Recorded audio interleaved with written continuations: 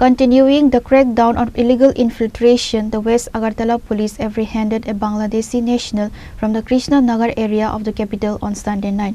The individual, identified as Babul Mia, was reportedly wandering suspiciously in the locality before being detained by alert officers. According to police sources, residents of Krishnanagar noticed a stranger moving about the area in a suspicious manner late Sunday evening. Acting on a tip-off, a team from the West Agartala Police station rushed the spot and intercepted the individual. Upon questioning, he failed to produce any valid travel documents or identification required for entry into Indian territory. Speaking to the media at the West Agartala Police station on Monday, the sub-division police officer of Sadar confirmed the arrest. The arrested man has been identified as Babul Mia, a resident of the Nawabganj area in Bangladesh. একজন বাংলাদেশিকেও arrest করা হয়েছে, যার বাড়ি নবাবগঞ্জ, বাংলাদেশ। তার নাম হচ্ছে বাবুল মিয়া।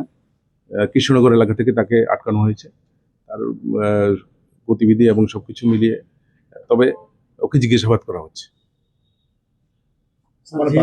আন্তর্জাতিক সীমান্তে এত সীমান্তরক্ষী বাহিনী থাকা সত্ত্বেও কি করে বাংলাদেশিরা ত্রিপুরায় কি প্রবেশ করছে, কি করবে এই বিষয়ে?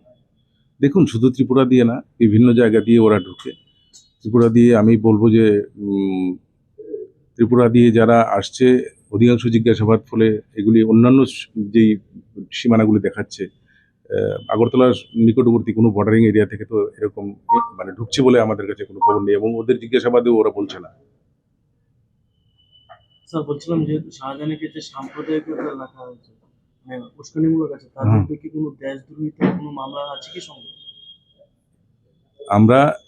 আপনারা সেকশনগুলো নিয়ে নিতে পারেন, এটা আপনারা বিশ্লেষণ করলেই ভালো হবে।